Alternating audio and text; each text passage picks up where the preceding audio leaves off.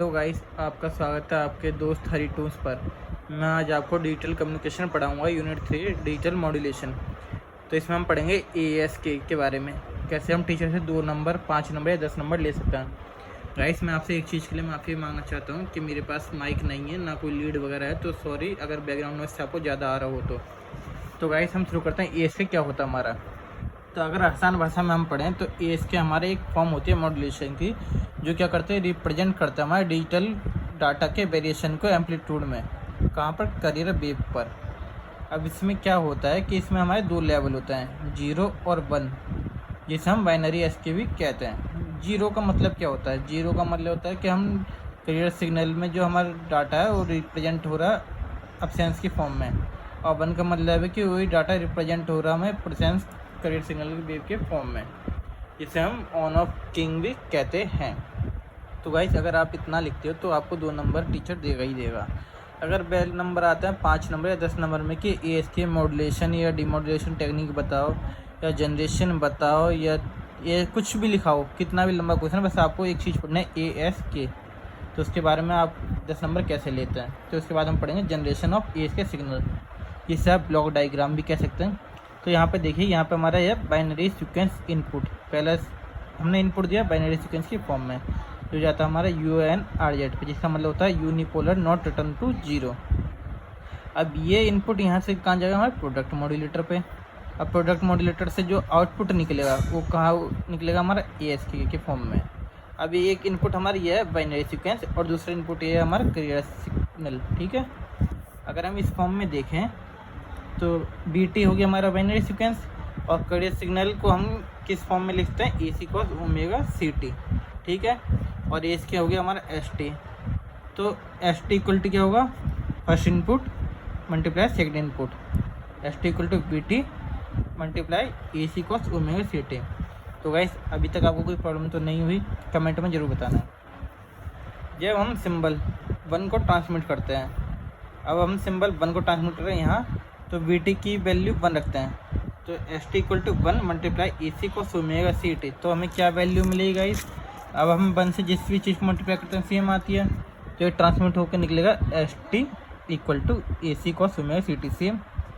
अब आता है सेकंड, जब हम 0 को ट्रांसमिट करते हैं, तो BT इक्वल टू 0, तो ST इक्वल टू क्या हुआ? 0 multiply AC cos omega CT। तो ST क्या मिला हमें? 0, क्योंकि 0 की वैल्यू 0 ही आती है किसी से मल्टीप्लाई करने पे, तो जिसका मतलब है कोई सिग्नल नहीं है।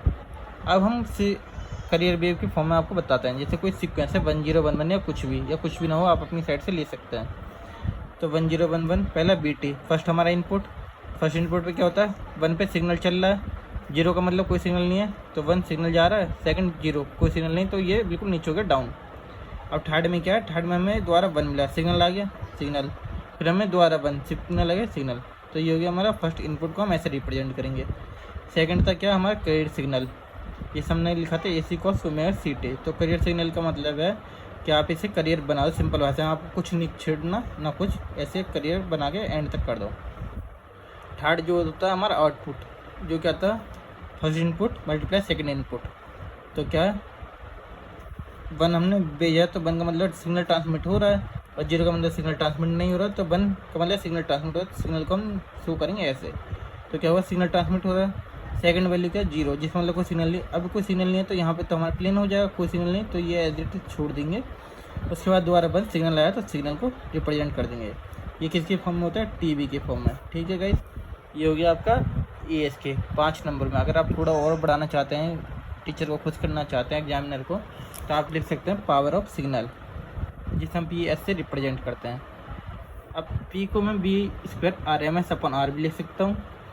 R इक्वल टू 1 वैल्यू रखते हैं, तो Bmax इक्वल टू क्या उठा लिया हमने यहाँ से? AC। तो Bmax इक्वल टू AC, और Bmax ये रहा हमारा, Bmax की जगह हम BRMS ले लेंगे, √2 यहाँ से AC by √2 as it is. तो PS equal to B² RMS R। अब गाइस, R की वैल्यू क्या रखी हमने? R की वैल्यू हमारी ये रही 1, तो AC बाई √2 का स्क्वायर अपॉन 1। तो हमें PS का मिला AC² बाई 2। ठीक है करने पे। अब अगर इससे मैं और सॉल्व करूँ तो AC बाई √2 PS। तो ST इक्वल टू हम देखें BT √2PS cos omega CT। ये जो हमारी वैल्यू है ये रही। एस टी इक्वल टू ए सी की वैल्यू ये निकली हमारी, तो ए सी की वैल्यू हमने एज इट इज रख दी। फिर cos ओमेगा CT, तो cos ओमेगा CT साथ में। अब आपको कोई प्रॉब्लम नहीं होगी ये आया कहाँ से। अब हम इसमें 1 वैल्यू ट्रांसमिट करते हैं, तो VT equal to 1 multiply 2PS cos omega CT, तो क्या मिला, सेम एज इट इज मिला। अब एस की वैल्यू 0 पे मल्टीप्लाई करेंगे तो हम पढ़ेंगे एस के डीमॉड्यूलेशन। तो एस के डीमॉड्यूलेशन होता है हमारे दो टाइप में, कोरेंट डीमॉड्यूलेशन और नॉन कोरेंट।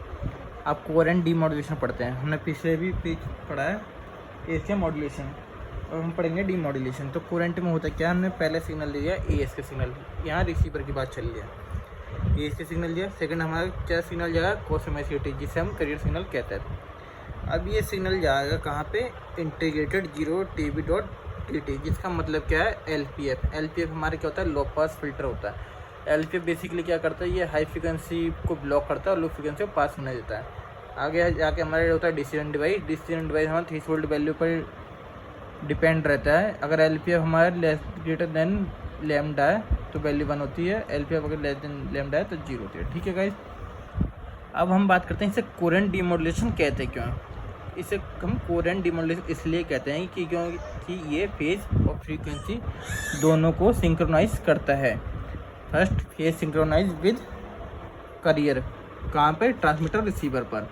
सेकंड क्या कर रहा है, टाइमिंग सिंक्रोनाइज कर रहा है। अगर हम वैल्यू निकालेंगे इस, तो एस टी इक्वल टू क्या था हमारे पीछे, BT AC cos omega CT receiver. ये हमारा फर्स्ट इनपुट था, ये हमारा सेकंड इनपुट था और ये हमारा आउटपुट था जो आप पीछे पढ़ के आए हो भी। अब आउटपुट ऑफ PM क्या है, हमारा प्रोडक्ट मॉड्यूलेटर। तो आउटपुट ऑफ प्रोडक्ट मॉड्यूलेटर क्या है, BT AC cos square omega CT। अब यहाँ मल्टीप्लाई कर रहे हैं हम दो सिग्नल पे, तो cos स्क्वायर ओमेगा CT। तो आउटपुट ऑफ LPF की बात करें, लो पास फिल्टर की, तो 0 TB जो हमारी वैल्यू है, और वैल्यू के अंदर रख देंगे हम BT AC cos square omega CT dot DT। अब BT AC आ गया बाहर हमारा, 0 TB 1/2 1 plus cos 2 omega CT DT। अब ये आया कैसे, अगर आप फॉर्मूला आपको याद हो cos 2 थीटा वाला, तो आपको ये वैल्यू मिल जाएगी। अब आगे हम करेंगे BT AC/2 बाहर। अब ये दो टाइप में बन जाएगा, 0 से TB डॉट DT प्लस 0 से TB cos 2 omega CT dot DT। अब लो पास फिल्टर मैंने आपको बताया था क्या करता है, ये हाई फ्रिक्वेंसी को करता है ब्लॉक और लो फ्रिक्वेंसी को करता है पास। तो ये हाई फ्रिक्वेंसी हमारी, तो ये हो जाएगी ब्लॉक। अब ये लो फ्रिक्वेंसी तो ये इससे करेगा पास। तो हम आगे पढ़ते हैं, आउटपुट ऑफ LPF हमारा ये निकल गया BT AC/2 TB। ठीक है गाइज, यहाँ पे AC है, मैंने एक्चुअली लिखा नहीं है, ये आपका AC है, AC/2। अब अगर हम 1 ट्रांसमिट करते हैं, हमने 1 ट्रांसमिट करा तो BT इक्वल टू क्या रखेंगे, 1। तो आउटपुट ऑफ LPF मान लिया जिम कर हमने MT, तो 1 से मल्टीप्लाई करेंगे तो AC/2 TB as it is आ जाएगा। अब हम यहीं पे 0 ट्रांसमिट करते हैं, तो BT इक्वल टू 0, तो MT क्या मिला हमें, 0। तो थ्रेशोल्ड वैल्यू कैसे निकाल लेंगे, first input plus second input divide by 2। तो फर्स्ट इनपुट निकला हमारा AC/2 TB और सेकंड इनपुट क्या निकला, 0/2। तो क्या मिला हमें, AC/TB/4। तो आउटपुट ऑफ LPF जो हमारी ग्रेटर देन लैम्डा, तो 1 रिसीव हुआ। Output of LPF less than lambda, 0 receive हुआ। अब आते हैं हम नॉन कोरेंट मॉड्यूलेशन पे। यहाँ पे क्या है, हमने वहाँ AS के सिग्नल जाते हैं, यहाँ हम BS के सिग्नल देते हैं। तो BS के सिग्नल क्या है, हमारा एक इनपुट सिग्नल है जो पास होता है BPF पे। BPF होता है हमारा, ये रहा BPF, band pass filter. Band pass filter का काम क्या है, ये पास करता है बैंड ऑफ फ्रीक्वेंसी को FC प्लस FB से FC माइनस FB तक। आगे हमारा होता है इनवेलप डिटेक्टर, जो कॉम्बिनेशन होता है रेक्टिफायर और लो पास फिल्टर का। अब रेक्टिफायर हमारा करता है क्या, रेक्टिफायर जो है हमारा बैंड पास फिल्टर से पॉजिटिव साइकिल को पास करेगा और नेगेटिव साइकिल को ब्लॉक करेगा। लो पास फिल्टर कैसे आपको पता है, लो पास फिल्टर क्या करता है हमारा, ये हाई फ्रीक्वेंसी को करता है ब्लॉक और लो फ्रीक्वेंसी को करता है पास डिसीजन डिवाइस पे। और डिसीजन डिवाइस हमारा चलता है थ्रेशोल्ड वैल्यू पे। थ्रेशोल्ड वैल्यू अगर लो पास फिल्टर से ज़्यादा है तो 1 और कम है तो थ्रेशोल्ड वैल्यू 0 आ जाएगी।